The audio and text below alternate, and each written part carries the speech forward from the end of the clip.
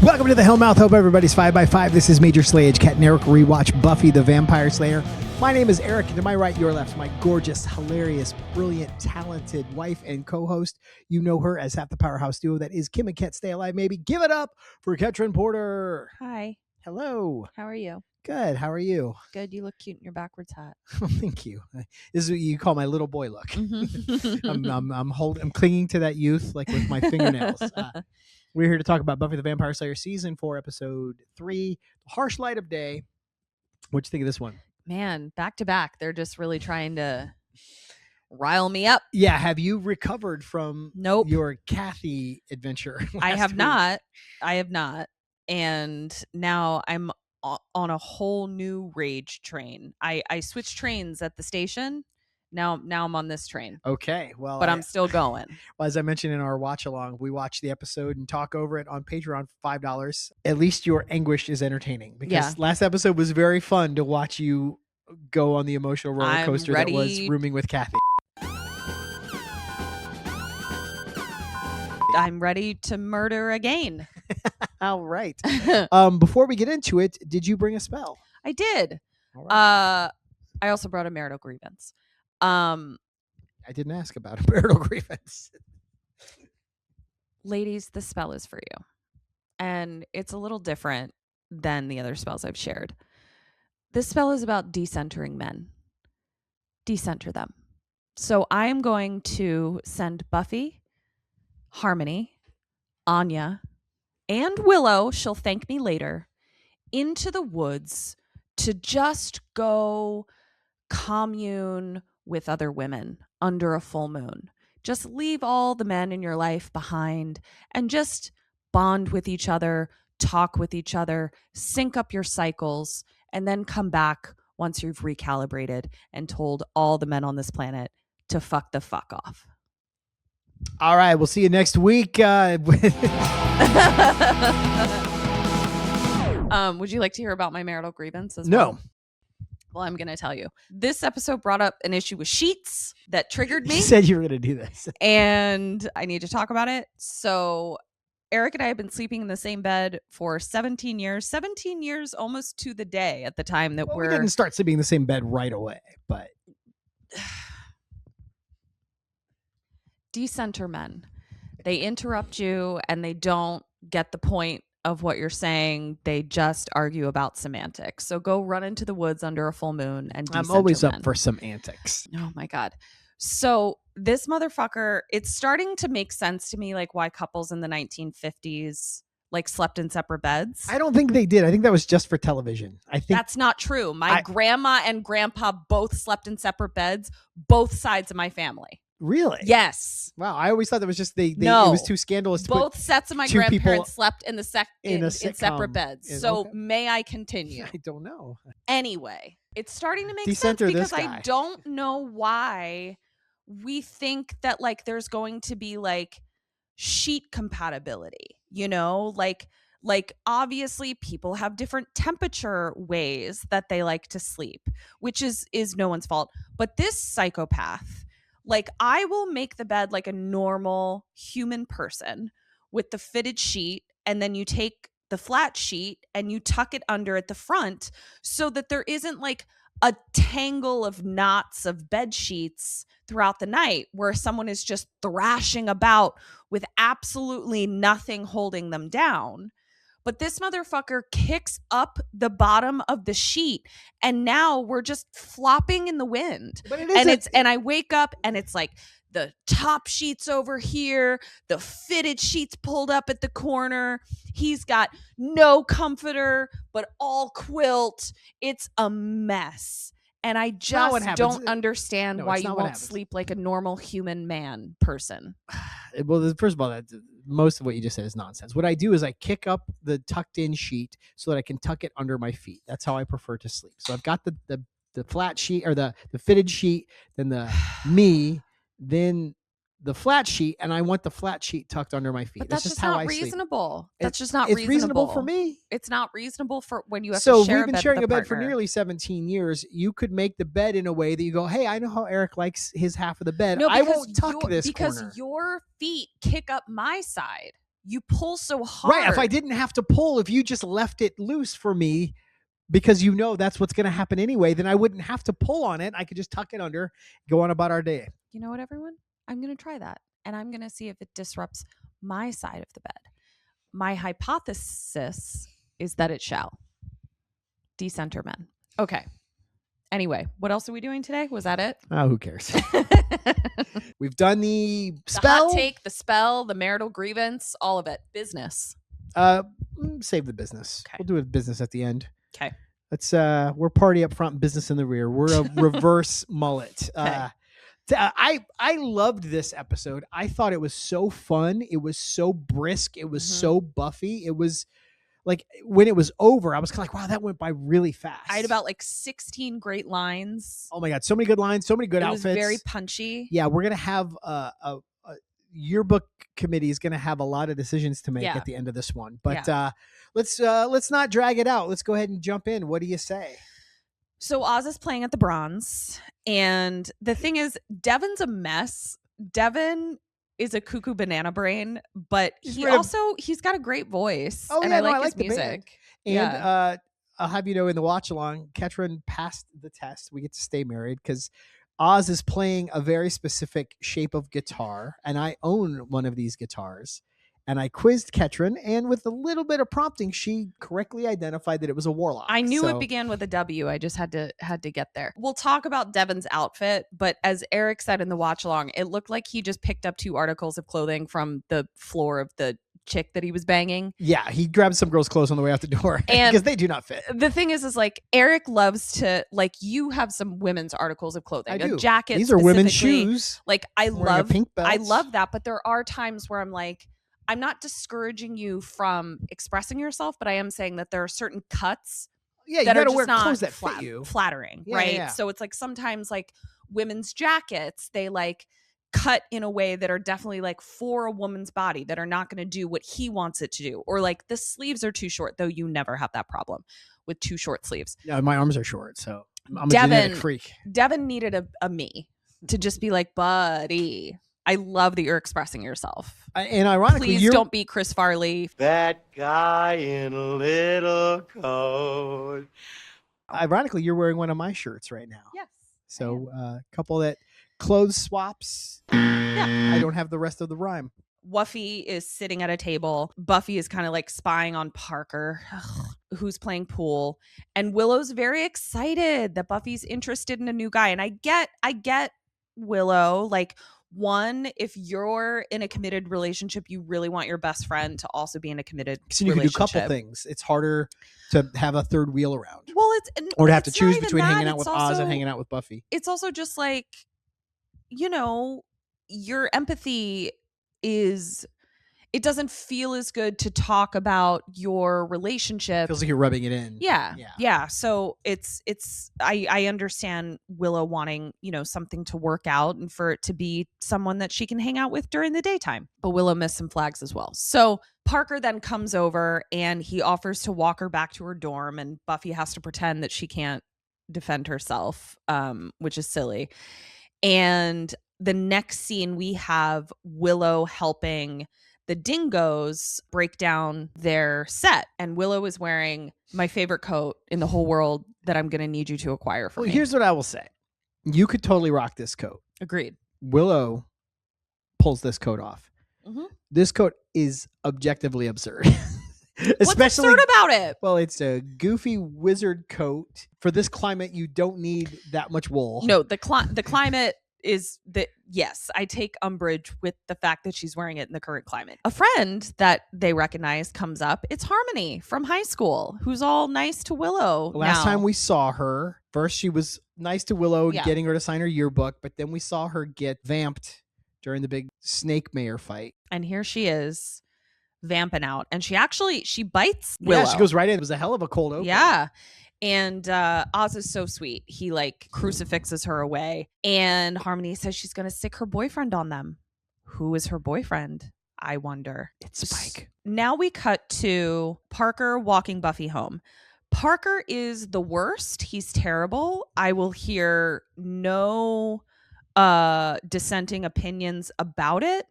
That being said, And I understand why. Buffy's not great at small talk.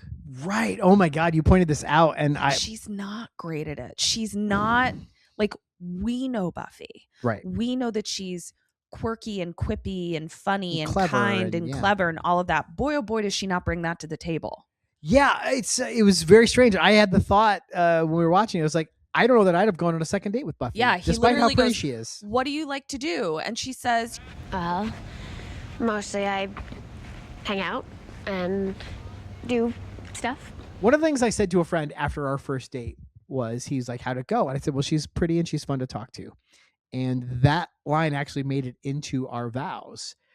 Buffy's only bringing one of these to the party. She's only bringing pretty on first and second impressions. Yeah, Buffy does not like small talk, and her life isn't small. And like, she can't talk about most of what she does. Yeah, most of what she has to do is lie, right? So like, I actually get it. It's just sort of like, and what's interesting is this. Yeah, it's some people are small talk is a skill, and I don't think everyone has it. And I related to this too, because it's like, lately my life is RuPaul's Drag Race, this show, Kim and Ket Stay Alive, and then this other video project that I'm involved in. And that's literally all I do. Mm-hmm. So like, I don't really do much with hobbies or leisure time or go do anything. I have fun. I enjoy all of these projects, but I literally don't do anything else. Except I'm allowed to talk about my projects. Right. Imagine if this was like a secret destiny and I wasn't allowed to say what I was spending my time on. Right. I would have nothing to say. Yeah. Okay. So and my band. Fuck, I'm so busy. Yeah. Kill me. Parker also notices her scar from when Angel bit her. So at this point in the episode, we went on an extended rant about how we didn't see the scar in the previous episode. But during editing, I went back and looked, and it's subtle, but it's definitely there. It's very subtle. So we're going to cut all that and rejoin the episode in progress. So we start talking about how his dumb dad died last year. And it's like, I bet you were so happy that your dad died. So if that even happened at this point, I literally wrote, did he? Yeah, that's why I don't feel bad. I started this episode going like, catching this one's ire, by the way. Parker's a little bit of a douchebag, but he never did make any explicit promises. He didn't lie to her to say we were together. There was maybe some oblique implications, but he didn't come out right out and say it. But then the further we get into that conversation where she confronts him, which we'll get to, obviously, I was like, oh my God, this guy's a gaslighting piece of garbage. Right. And so, yeah, I don't even know if this guy had a dad at all, let alone one that died. But I guess it wasn't enough for me to tell him that he was a gaslighting piece of shit. He needed to hear it from the man himself. That's the way I do everything. I don't take anything on hearsay. It's not personal to you. I guess he just said that he doesn't trust his wife. Okay. So thank heavens his dad died. So he has the excuse to say that we all have to live for now. Or is it never too late? It's never too late for now. I will say it was my mom dying that gave me perspective. And that's when I decided to propose to you.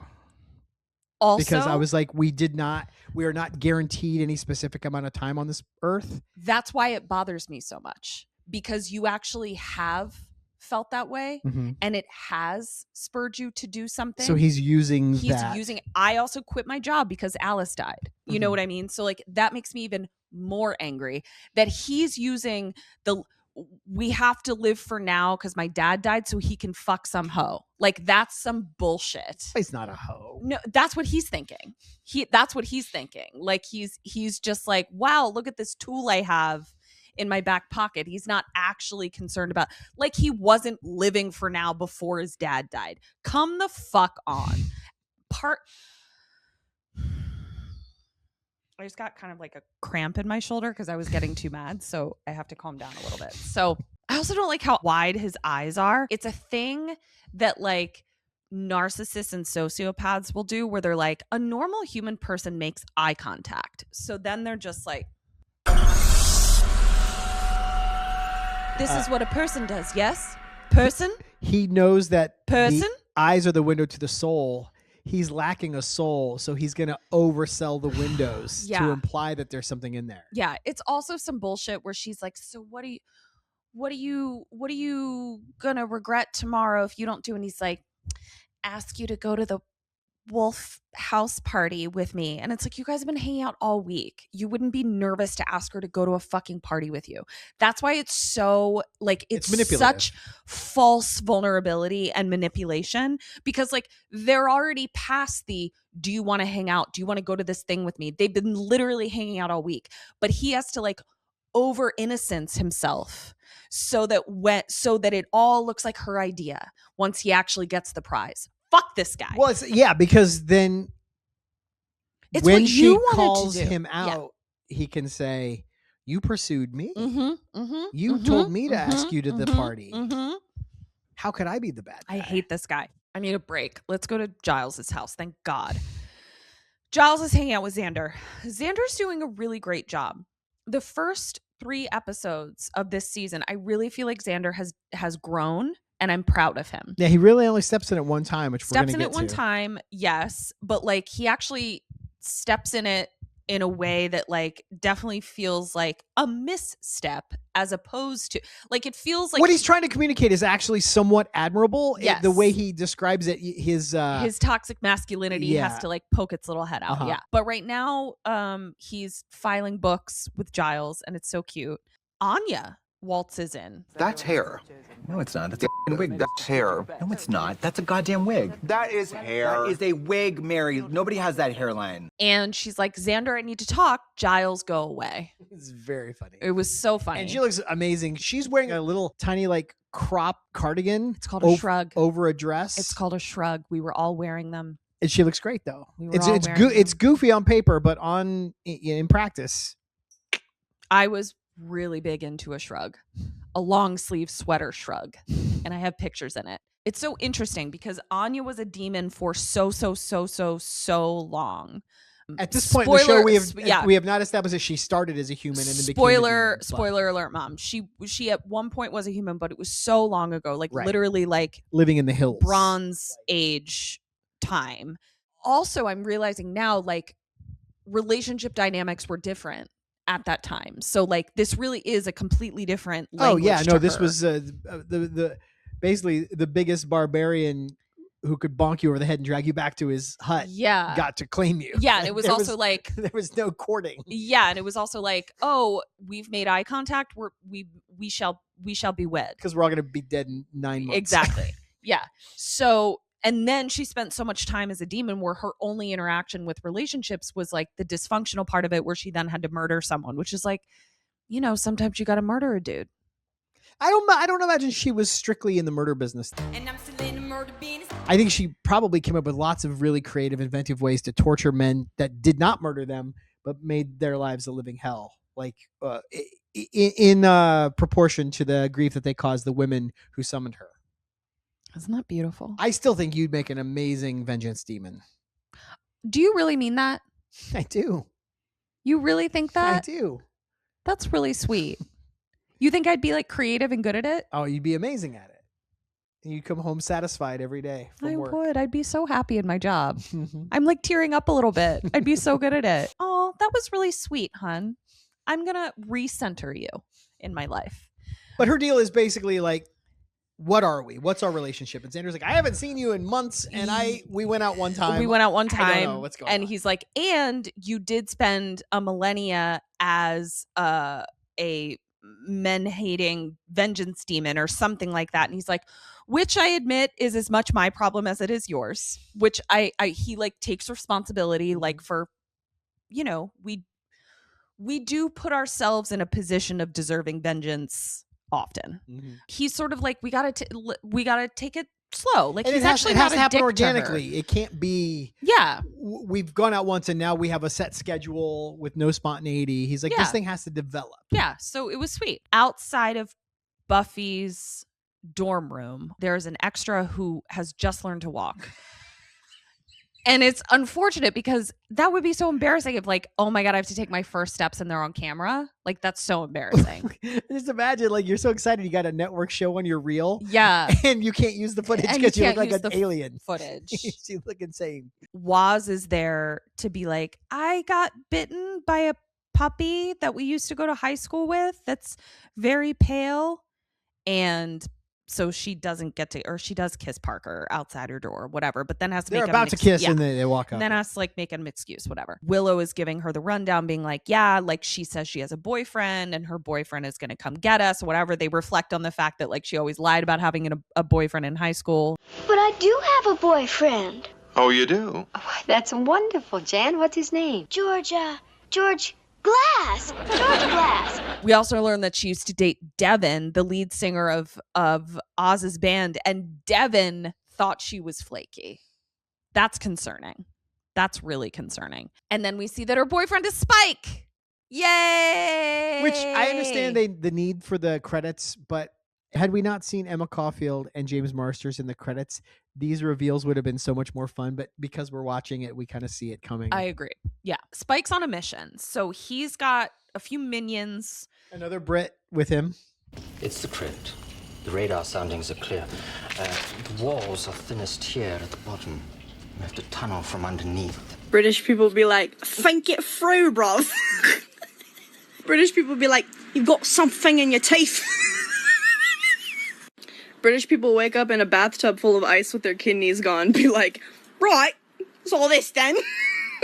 They're doing some tunneling, some tunnel work. They're looking for something. And you said at one point that Sunnydale is like Super Mario Brothers because everyone's like popping underground through all these like tunnels and pipes. And it really is. You find Harmony really cute and sweet, which concerns me because I found her really annoying and demanding and incorrigible. And you really liked her and you really like me. But like, I don't think I like, am I really like Harmony? Am I like I ain't saying shit. Motherfucker, speak up. No, you got a lot to say. Well, now all of a sudden you're quiet, bitch. All right. Well, since you asked, you are pretty demanding. You are a little spoiled. You do want things your way. I made the mistake once in couples counseling years and years and years ago of saying, I find your like bratty princess act a little sexy. And I wanted to immediately stuff those words back in my mouth. But so, like, I don't. You're not an airhead and you're not vapid, but when you want something, you pout, you carry on. Carry on. You are. I saw a meme today or a GIF of that movie. It's a GIF, you monster. Oh no, it is GIF. Cut that. That's staying in. Of that movie. What's the one where Leonardo DiCaprio gets The Revenant? Butt fucked by a bear or whatever. The Revenant. I'm saying the word The Revenant. He's like climbing around on the ground and groaning and stuff. And it says, my wife, when I'm not there to get a drink for her. I was like, well, that I learned from my mom. That's not even my fault. Your mom is also a harmonious princess. Spike is very goal driven right now. So is Harmony. Their goals are different. Yeah, she wants to go to France and he wants to get into a crypt to grab a thing. Yeah. Well, she also wants him to kill Willow for not letting Willow not letting her bite her, I guess. Right. And she has a whole script that she wants him to. I guess I am a little like Harmony. And she also wants to go out to eat, which I also want to go out to eat. You also want to go to France. I do also want to go to France. Also, there is a little restaurant that I would like to go to for brunch that is called Little Ripper. It's right in our neighborhood. We can walk to it. Okay. And I just wrote, Spike is so manipulatable. He's super pissed at her and she turns on the sexual wiles and he's immediately a puppy dog. Well, I don't think it's specific to Spike. I think most of us could be pointed in a direction with those tactics. Parker's not. Sure. Yeah, let's leave the sociopaths out of it. Okay. When I'm speaking generally about guys, I'm talking about like guys like me who are like normal and like whatever. So we go to this house party and it's hopping and Bif Naked is playing. I love this band. I love this. So was this a real? Yeah. I mean, they had like a 10-year career, released several albums. I love this band. I think Bif Naked is her name. Okay. And it might have been a revolving cast of characters playing the other instruments. I'm not actually sure. Her name's Beth something or other. We'll cover her in the trivia crypt. really she's like the photo negative of Gwen Stefani. Like yes, that's exactly what she is. Yeah. But I bet, you know what I bet about Bif Naked? I bet she hasn't turned into a fucking Christian nationalist who's married to a country singer. I bet you're right. I bet Bif is still naked.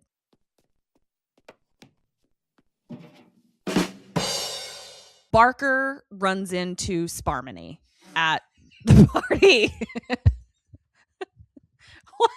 That's maybe my favorite one in the 4 seasons of the show. Sparmony. And they have dinner they have takeout with them. But of course, Buffy is like, I know what you're doing, but can't call it out. Can't call it out. And weirdly, the Vamps seem fine to play that game too.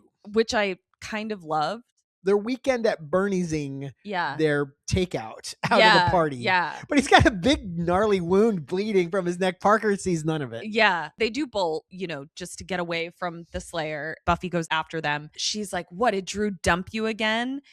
And Spike says, what if I dumped her? And there's Harmony going, she left him for a fungus demon. It's all he can talk about. Which I just love. But then Harmony pulls an Eric and spoils the surprise. She's like, and when we get the gem of Amara, you're going to be sorry. And it's like, Spike's like, Spike and I have never been so aligned in like his eye roll where it felt like his retinas were going to detach. And I felt that so deeply. Eric desperately doesn't want to be thought of as like a secret spiller or a spoiler. I don't spoil important secrets. If someone gives me some information that I'm supposed to hold on to, I'm a lockbox. Like when it's important, emotional, private, personal stuff. But TV shows, movies, or like I start wanting to try to give you your Christmas presents in October because I can't set on a secret. Yeah. But So, I'm just enthusiastic. He's the Harmony. I can live with that. And so Spike doesn't get to fight Buffy because he's got to like take Harmony home. She's going to blab the whole plan if Yeah. he doesn't like scuttle her out of there. So now we cut to poor Xander in his basement. And the thing is like, I think it's fun for teenage boys to live I had a friend in high school who basements. moved to the basement. But again, he was one of like 7 kids. And rather than sharing a bunk bed with his little brother as an 18-year-old, he was like, I'm going to go live in the basement. It's a completely different thing when like his parents didn't charge him rent. Yeah. And you can't afford to go to college and your parents are going to pay for you to go to college. You try to travel around the country and that fails. They don't help you fix your car. You come back to live at your own house with your tail between your legs. They've usurped your room, turned it into something else, tell you that you have to go sleep down in the basement and pay rent, but also we're going to be traipsing through it to do our laundry. And or forcing you to like flip the laundry Yeah, for like us. it's some straight up wonder bullshit. What was in Xander's head when he purchased that disco ball? He thought, and I'm just going to be having dance parties down here. Did you like what song was playing in Xander's head when he imagined all his friends bought? Well, he found it in the dumpster. I think he found it in the dumpster. But whatever the case, yeah. What did he think was going to happen in his basement that required a disco ball? It's know. very cute. It's very sweet. So Anya comes in still needing clarification on what they are, and she feels that she could do that better naked. Well, what she says is like she needs to get him out of her brain. Right. So I need to scratch this itch. And I just went with your penis. Honey and girl, that's not. Boy, oh boy, does she look spectacular in this dress. She does. Yeah. I'm so sorry. I can tell you that it will never be possible for you to see me in a dress like that because that is made for one single body type and Emma Caulfield has it. Well, you wore a similar dress when I proposed to you, but that was many, many years ago. That was not a bias cut silk body clinging. It was silk and clingy. We'll put the picture right here.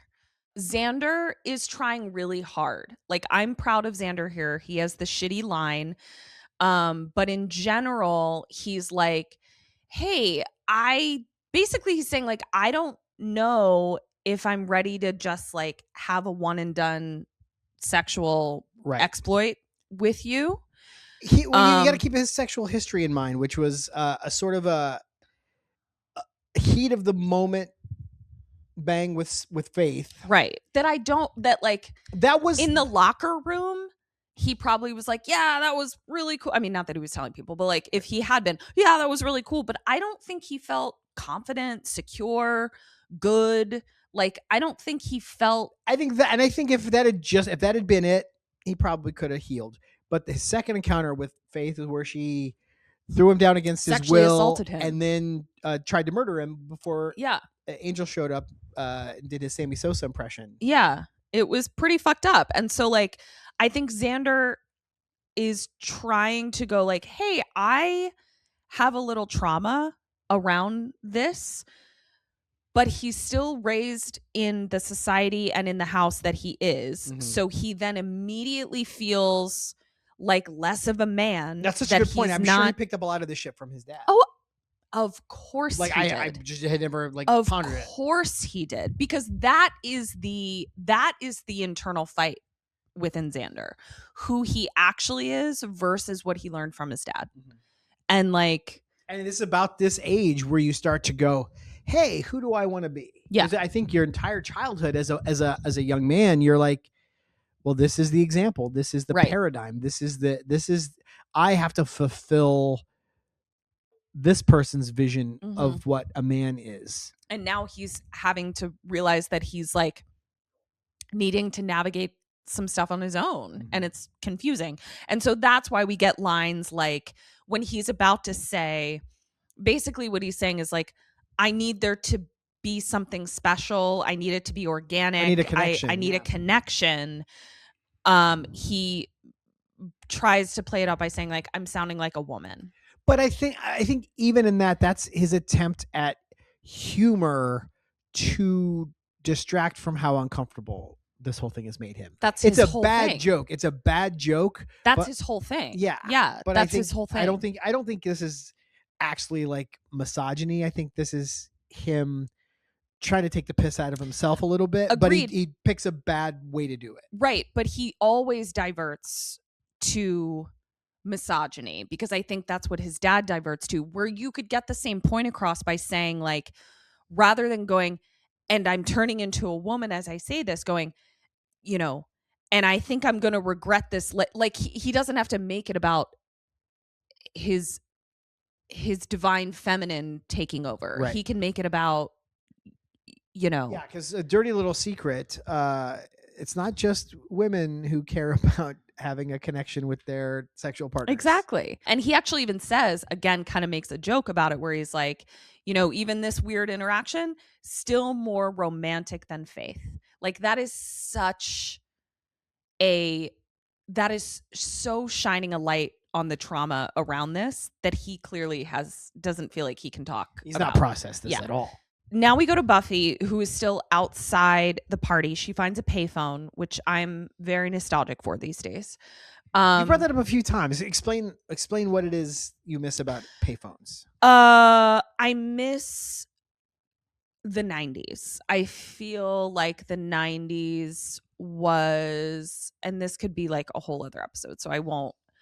I feel like the 90s was like the last great time where technology was truly like bettering our lives as opposed to us giving our lives over to it. Yeah, it was manageable. There was like new technology coming out that was really exciting, but it wasn't like making us addicted or, you know, raping the environment. Like it was just more, there was a nice balance between digital and analog. And I just am at a point right now where I just kind of want to throw all technology out the window and start over. So I just like that we like had to find a payphone. Even going on the internet in the late 90s was like, if you wanted to like look at a web page, like it would take minutes to load. Like the images would load a line at a time. Yeah.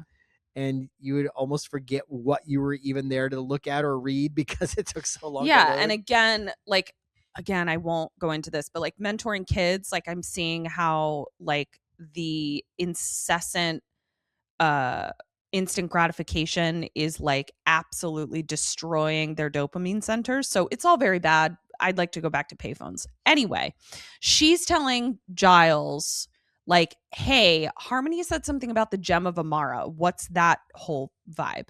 Giles is very chill. I'm loving chill Giles. It's making me so happy. And he basically is like, Gem of Amara. He's like, what the fuck? He's like, Gem of Amara is basically like the holy grail for vampires. Yeah, it's not where real. Like, it's an urban isn't legend. real, but like there are those weird sects of people that think it is, kind of thing. And then there's a really cute like daddy-daughter moment, which is so sweet, where he's like, okay, well, go to bed. It's late. And she's like, oh, yeah, good night. And then is going back to a party. It was just so sweet because it's not just Giles being a dad to her, it's her being a daughter to him, in that she feels the need to fib that she's not going to bed, which is like, I don't want my daddy to be disappointed in me. Like, it's very sweet. I love all of it. So now we go to Sparmany's lair. Harmony is a little charming, silly, cute, whimsical. And she basically is like, is Antonio Banderas a vampire? And I would like to know when Interview with a Vampire came out in relation to this episode. I think Interview with the Vampire came out in like 93. Let's trivia crypt that. Why don't you just look it up right now? No. Spike is like, no, he's not. And she's like, can we make him one? And this was where I was like, this is how I would be as a vampire. I'm hearing it. I just think our personalities are different. Our personality, like, I'm not like Harmony, but why do I get her? I'm gonna have to unpack this. I've said all I'm gonna say. Okay, I just have I would in fact have a list of people as a vampire that I would want to turn into vampires or eat, and like I would have a very distinct list about it. She also wanted a stethoscope from a doctor. Oh no. I'm going to have to call my therapist. And I just wrote, Spike is so manipulatable and she is so incessant and incorrigible. If I'm Harmony, what does that make him? Manipulatable. You say I'm Spike. Who is manipulatable. I'm not nearly as angry as Spike. So she gets what she wants. He mounts her. Don't ever let me say that again. Yeah, she distracts him because he's getting agitated. He's like, I'm trying to focus on the thing and the stuff. And she goes, but what about all these veins all over my boobs? And then he jumps on her and puts her knee up to her ear. And but also, can you believe that Dorcas was like not only a name, but a very common name? I had no idea. I thought she was just making fun of Drusilla. No, Dorcas was like an actual name. That exchange was very funny. Yeah, it was very cute. Now we go back to Wolf House. And listen, we've glossed over it a few times. What the fuck is Wolf House? You know what's so funny? That didn't even faze me. It's a frat. But why is it called Wolf House? Exactly. Wolf is not a letter in the Greek alphabet. I agree. I think I'm glossing over it because there was a frat at Johns Hopkins that we would party at called Wawa House. Right. We had a so I think it just gets a nickname. A frat on campus called Fiji, but that was Phi Gamma Delta. That's so not, Phi Gamma. You kind of see how they got there. You just never know. Like you just never know how a nickname comes about. You know what I mean? It's sort of like who starts football chants, right? Like you're over there whenever we visit Wales, we go to a football match. Everyone in the stadium knows. Oh, we're gonna sing this thing about one of our players to the tune of "Achy Breaky Heart." And we all are going to do it. And we all how does know that it. Start? Who decides on those and how do they catch on? It's wild. It's very strange. So Parker is playing Sad Boy. They're having a, slow song. And so Parker asks her to dance. And I love this song. This song was seared into my brain. And I actually always remember being like, oh, I love this song. I wish it wasn't wasted on fucking Parker. We are the lucky ones. Yeah, it's so good. I love it. And so now like they've stopped dancing and now he's like waxing poetic on the fucking couch. She's just falling for it hook, line, and sinker. And listen, I'm being very critical of Buffy falling for it. But the reason I'm critical of it is because like we all fell for it. It's just like hindsight is 2020. And when you're 42 watching an 18-year-old fall for it, you're just like, I guess you have to learn your own lesson. But it's so obvious. And he does the thing where he manipulates the conversation in a way that he will be able to frame Buffy as the pursuant. And that's fucked. It's super fucked. It's super manipulative. It's it's not a good faith conversation, you know? So like it's got the patina of seeking consent, but he's abusing that for his own ends. Much like he's abusing the dead dad story, where it's like there really are people who have been traumatized by loss that have a revelatory moment about it, and he's using that to manipulate someone to get them into bed. Like, fuck this guy. So now we go back to his room and they're doing it, and no knees up to the ears in this one. This is very slow and sensual and romantic. So while and the kissing's bad. Yeah. Tony and Dave from All Bronze, they hipped me to the lame kissing in the show. And now I kind of... I'm not there yet. But Giles is researching... So we have to stop talking about it? No, I'm just saying, like, I think she's a really good kisser. I think season 1, her and Angel kissing was very hot. But then when she and Angel were kissing and trying not to get sexual with it, the kisses felt very chaste and very, like, not very compelling. And I feel like that's how she kisses Parker. Like, but I feel like that's character driven. But it's not sexy. It's not good kissing. It's tentative and it's halting and it's not the way you kiss someone you're about to have sex with. Okay. While this is happening, Giles is researching and he finds something pertinent. So he calls Buffy. She obviously is not there to answer. And I just sort of, oh, bless her. Honey. So she wakes up and he's gone. The cold sweat and the ache in the pit of her gut that she must have felt. Heartbreaking. Like all this chick wants is to wake up next to a dude that's still there in the morning. And then I wrote, we're going to do the whole girl in a sheet thing that we do in every movie and every TV show, which is what brought up the sheet problems that I have. He comes in. He just went to go get coffee. So obviously empty coffee cups. Bane of my existence. She's slightly relieved. And so she's already like, do you have plans today? And he's like, my mom's coming to visit. Is she? Yeah. I don't think the mom had anything to do with anything. And then he's like, I'll call you. His mother is an orphan. I don't think he has parents. He probably killed his parents. He did kill his parents. That's canon. We go back to the basement where Zanya has formed. So I'm over you now. Yeah, she wasn't. And poor Xander is also just like out of his depth. Because he's just like, I'm trying to be respectful. I'm trying to give her what she says she wants. I'm trying to give her what she says she wants, but like she doesn't know what she wants. This is echoes of the scene when she flees and she tries to get him to come with her. Yeah. You know what? I hope you die. Aren't we gonna kiss? Now back with Sparmony, and Harmony is drawing on Spike's back with lipstick while he's asleep. But she doesn't write Harmony loves Spike. She writes Spike loves Harmony. She's trying to convince herself. I know, it's very sweet. And she's like, you could write on me. Yeah, and he's like, I've got to go back to the tunnel. And she's like, you love that tunnel more than me. And he's like, I love syphilis more than you. And I was like, Harmony, get out of there, girl. Decenter men. Go run into the woods with the coven like I instructed you all to. So now we go back to the dorms. Buffy comes back into her room and immediately starts like untying a shirt that I definitely had a version of in college. And Jillo is already there and she's like, bloop, bloop, bloop, bloop, uh-oh. And it's funny because Giles is talking about the stuff he found and Willow's behind him going like, did you bang that dude? Like, what happened? Like, it's very funny. And Buffy starts floundering as if you would if your dad caught you, and then realizes, but you're not my dad and I don't have to tell you. And he's relieved. And Giles is relieved. Giles is like the gem of Amara. Whatever. It's real and it's in Sunnydale. Yeah. And Spike's gonna find it. Now we go back to the tunnels, and Spike thinks he may have found a hidden cavern of some kind, and tells Harmony, like, not only can we not go to France, but I also like need you to like not leave the lair because now the Slayer knows that we're here. She's really upset.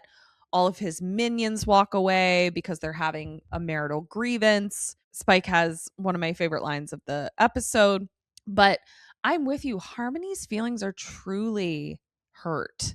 Like, we knew that Harmony was wildly insecure. She's clearly not very smart. She clearly attached herself to Cordelia for protection. Like, those are the kinds of girls that sort of form together. Now she's a vampire, completely alone and isolated, save for other vampires. She has this super hot platinum blonde dude who shows her attention and then is sort of he's like emotionally unavailable. But she's like, where else am I going to go? Mm-hmm.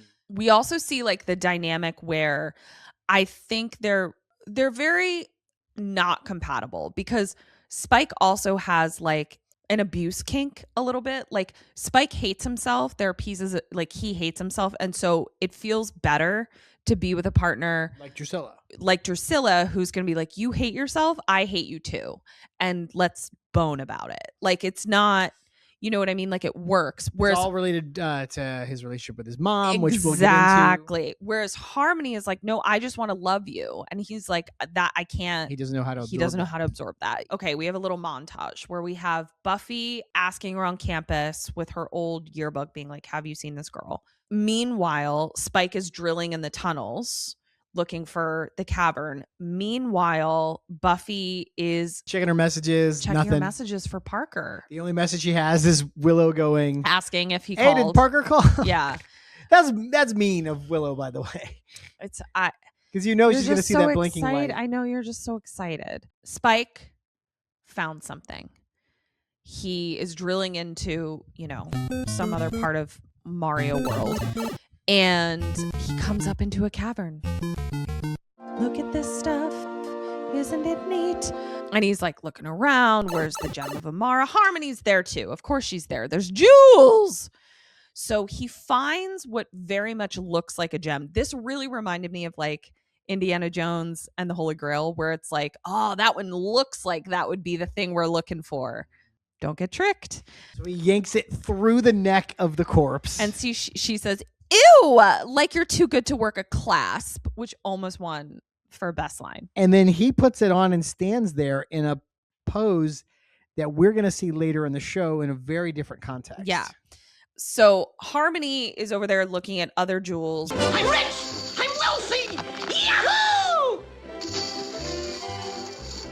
I'm comfortably well off! Woohoo! Spike grabs a crucifix and it burns him. It's not supposed to happen when he's wearing the jewel. He's not wearing the gem of Amara. The gem of Amara makes him immortal, supremely powerful, whatever. Makes him not burnable by crucifixes and sunlight and stakes and all that kind of shit. And so he's super pissed. Harmony is still yip yapping like we haven't really touched on it. She's not shut the fuck up about France to the point where Spike's had to say like, I don't want to hear another word about France. Yeah. Like, she's on a France kick right now. And he can't fucking take it anymore. So he breaks off a piece of wood and stakes her. But it immediately heals up. But how fucking painful is that? That she knew that he murdered, in his mind, he murdered her. Mm-hmm. That he was done with her. He murdered her. So he's now aware that he's not wearing the gem. She is. So now he grabs the cross and with a rag so it doesn't burn his hands. And like pushes it to her face. It doesn't burn her. And he sees that she's wearing a ring. Poor Harmony takes the ring off and throws it. He catches it and she's devastated. Like, she's like, holy shit. My fucking boyfriend just murdered me. And he jumps down into a Mario Brothers green tube. Cut to Giles's house where Oz is looking at Ripper's collection of records, which I bet is unparalleled. And he's just something like, I'm either going to take all these or I'm moving in. Yeah. While this is happening, the whole gang is there. They find Giles's TV. He's very embarrassed that they now know he has a TV. We learn that there is a sinkhole in Sunnydale, which was inevitable. You can't have all these tunnels underneath. He's drilling all over the place. Yeah. Let's go check on Shitface. Buffy's walking around campus. Sad girl. She finds Parker. Knee up on a bench, invading the space of a young co-ed, really like lording over her. Very creepy. And what's he talking about, babe? Something about, you gotta live for the moment. I forget what he says, but it's something about my dad died. You gotta live for the moment. Oh, he's bringing out the dead dad. Yeah, yeah. And who knew dead dad was a panty remover? Anything that forces men to show an ounce of vulnerability, women, we're so starved for it. She walks up and bless her heart. I mean, she's so naive in this moment. She's such a child in this moment, and that she's just like, you didn't call me. Like, I believed you, He has to shoo the other girl away, who's not even close to as hot as Buffy. No offense to her. She's also dressed very strange. She got like a weird peasant outfit on. Like, I don't know what she was wearing. So he just completely gaslights her. And we got into it a little bit. I came out victorious because this fucking guy. No, I just said watching this episode, not remembering the way it goes. We've already kind of talked about this, so I'll be brief. But yeah, it's like on the surface level, I think up to a point, there's a case that can be made. It was like he didn't promise her anything. He didn't actually lie. But then he starts to gaslight her a little bit. And he does this move that's so gross where he's like, oh, it was fun. She's like, oh, is that all it was? He goes, yeah, I mean, didn't you have fun? Be easy. My ego's fragile. And it's just like, oh, fuck this dude. Like he lost me there. And then I was not that he ever had me. This guy's a Lothario. Yeah. But also, my point was this. It is possible to give someone a choice, right? Like I dated someone in college who before there was any intimacy, he said to me, I like you, you like me. I'm not into a commitment. I'm not interested in having a girlfriend. I'm not going to like be here for very long. He was like in the military and he was like, but I love hanging out with you. So if that's cool with you, and I had the ability to say yes or no. And you turned him down, and that was really admirable of you. Your parents watched this show, so I'm trying to... That's not the point that I'm making.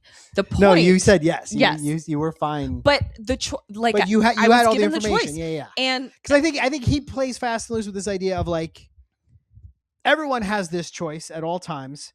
If I bring it up, there's a chance she's going to say no. So I'm just going to leave it unspoken. And then I've got what he thinks is plausible deniability. Exactly. And no, he's very manipulative. The whole thing is very manipulative and gross. And then it's so upsetting because he then gray rocks her, like is kind of like, all right, bye. And she chases after him and is like, I did this all wrong. And I was like, baby girl, you did not do this all wrong. Luckily, Spike comes in to beat the shit out of her. And I was just like, oh, thank God. Put her out of her misery. In the broad daylight. Very strange. Broad daylight. How's that happening? Magically, nobody else is around. Yeah, this whole campus is teeming with people until these two need to fight. I just wish that they would at least have like extras run away.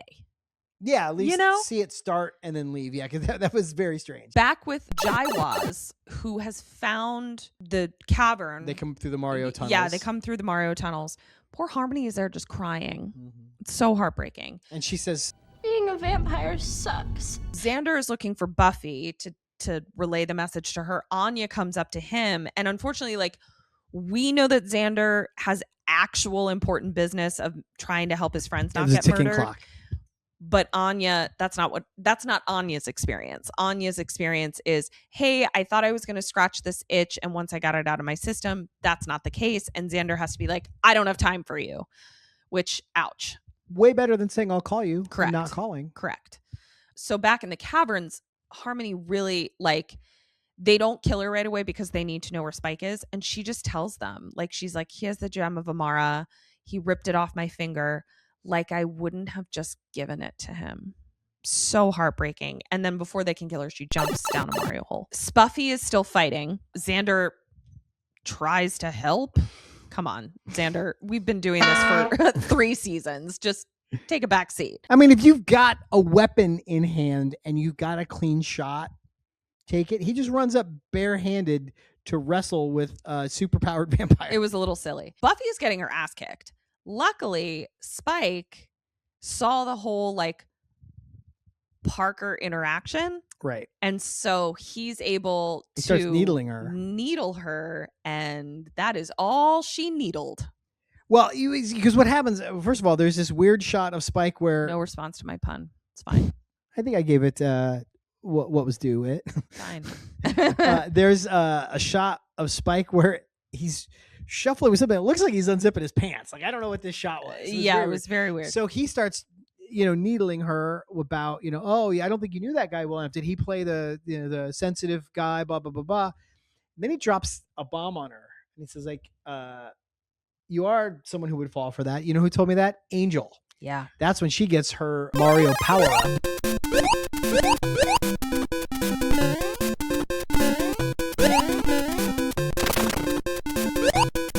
Yeah, it was pretty great. And she just goes ham on this dude. She ends up ripping the ring off of his finger. Spike tries to gaslight her too. He's like, Yeah. if you pull this off me, we're both gonna burn. She's like, yeah, I'll risk it. But I was also like, how, Spike? So rips it off his finger. She doesn't burn, obviously. But now Spike is out in the fucking daylight. And he's got to jump down a Mario tunnel right away. So now, denouement. We're in Giles' apartment with the whole crew. And the ring is there. Whatever vampire has the ring is invulnerable. So Buffy knows what vampire should have the ring. Giles knows what vampire should have the ring. So does Oz. So does Willow. Xander's the last one to pick up on it. And Willow says, she's giving the ring to Angel. Don't make a fuss. And Oz says, I've got a gig in LA. I'll transport it. And this is where I believe we get Oz showing up on an episode of Angel. Yeah. So now Buffy is walking through campus and Willow is doing the best friend thing where she's just like, it's not you. Parker's a piece of shit. I think she says poopy head. And poor Buffy is doing the thing where it's like, is it me? Am I repulsive? And Willow is so cute that she's like, I'm your friend. I would tell you were repulsive in a heartbeat. And it's really sweet. And it's just so painful. Like we've just all been there where it's just like, what's wrong with me? And it's just, I'm really starting to go through this with my kids that like, I remember being the Buffy where it's just like, what's wrong with me? And there was some adult or some older person who was like, one day you'll understand. And in that moment, you're just like, they don't know what they're talking about. It's so long ago for you. You don't even remember what this is like. And it's just like, I'm the only person to ever feel like this. And now I'm here and I'm like, oh, they were like, it's so hard to watch. Time is so hard. Then we get this really sweet little shot that inspired my spell where it's Harmony walking all sad, Buffy walking all sad, and Anya walking all sad. And that's it. That's our episode. That was great. So fun. UC Sunnydale yearbook committee meeting now in session. Who'd you have for best dressed? Willow multiple times. I pretty much loved every single outfit that Willow was wearing. One rise to the top for you? The coat, but then also the fun like t-shirt and Dickies that she was wearing in the dorm room. Yeah, I loved her it. Green Band-Aid. Yeah. I had almost a three-way tie. I got two honorable mentions and a winner. The winner is Anya's dress when she shows up in the basement. Sure. Runner-up, Harmony, long peak skirt, black gauntlets, braided hair. That was cute. Mm-hmm. And then Harmony's pajamas. She just looked incredible this whole episode. She was really. Who'd you have for worst dressed? Should we say it together? 1, 2, 3. Devin. Baby tee, baby bedazzled jacket. That was so silly. That was not great. What'd you have for best line? This gem is everything. I came back to Sunnydale for it, a place which has witnessed some truly spectacular kickings of my ass. That was a great line. I gave it to Anya, who says, I think it's the secret to getting you out of my mind. Putting you behind me. Behind me figuratively. I'm thinking face to face for the event itself. And then what'd you have for worst line? And I'm actually turning into a woman as I say this. Yeah. Same shit. Yeah. What'd you have for best move? Letting her anger fuel her. Buffy. That was pretty great. I had two. One is at the Wolf House when it's time to GTFO. Harmony goes butt first over the couch because she's wearing a long skirt and she can't climb. Oh. So she goes butt first and swings her legs up over her head to get off the couch. Oh, that's fun. I missed that. And then also Harmony throwing the ring at Spike from point blank range and he snatches it out of the air like Mr. Miyagi with a pair of chopsticks. Impressive. That was impressive. I was like, what the fuck just happened? Yeah. And then finally, who'd you have for most likely? Most likely to be the next person I recommend the book attached to, Harmony. Oh, Harmony made mine too, but it's not nearly as productive. Oh, what is it? Most likely to never visit France. Harmony. Oh, that was sad. Maybe once I recommend her the book, she'll go to France by herself. She'll go on her own. Yeah. Get her attachment sorted out. Yeah. Well, that's all we got. Thank you guys so much for hanging out. We had a good time with this one. I just love this episode. I thought this is another one of those I've talked about. There's been a handful of these throughout where it's like if I had just walked in and caught this on television, I would have sat down and watched the rest of it, whatever point in the episode I picked it up. It's just really fun. Yeah. Really great. It's all the things we love about it because it's the heartbreak and the anguish, but it's also like a brisk adventure. Spike's back. So great. So much to love. Really enjoying this season so far. Haven't really had any duds. Like last week's episode was an unpleasant watch because it was triggering, but it was to you, good. But it was like exquisitely executed. Yeah. It was really well done. And the first one, the freshman, was great as well. So my hopes are high that we're going to keep riding this train. I mean, we're bound. I know there's an episode coming up that is universally considered one of the worst episodes of the show. So I'm bracing for that. But again, I don't actually remember hating it when I watched it the first time through. So there's way worse episodes than this. We've seen this one that they're talking about doesn't even make my top 5 of bad episodes. Yeah. Well, cool. I think everyone out there probably knows what we're talking about, Yeah. except for your mom, maybe, who does not. So we'll keep her in suspense. Okay, let's wrap it up. I have to pee, and I also would like you to feed me. Okay. Well, do you want to just go pee and I'll do this on my own? Okay. Yeah. Bye. All right. Well, thanks for hanging out. We had a good time going over this with you guys. Got a couple pieces of business we want to get to. Please give this video a like. Hit that little thumbs up. Leave a comment. Share this with a friend or a group of friends. Hit that subscribe button, that little bell icon. All those things just help tell YouTube that you enjoy this, and it makes them want to push it out to more people. If you're listening on a podcast app, give us a 5-star rating. Give us a comment or a review if you would. Again, just helps the different platforms go, hey, people are responding to this, so we'll show it to more people. And if you've got a couple bucks burning a hole in your pocket, we do have a Patreon. $5 a month gets you a watch along for every episode where we talk over the entire thing and ruin it for you. It's a lot of fun. We also do a mini-sode every week called Trivia Crypt, where we break down fun facts, behind the scenes production secrets. We find old promos, cast interviews, things like that. We just get really granular with it, find fun stuff, and share it with you guys there. Ketryn's also doing tarot reads on our Patreon for an additional $5 one-time purchase. She'll do a personalized tarot read video for you. Check out our other show, Kim and Ket Stay Alive Maybe, co-starring her and the hilarious Kim Burns. Comes out every Wednesday wherever you listen to podcasts, at KK Sam Podcast on social media. This show's on social media at Major Slayage Pod. All right, I'm going to get out of here. I'm going to go feed my wife, and we'll see you next time. Until then, dust you later.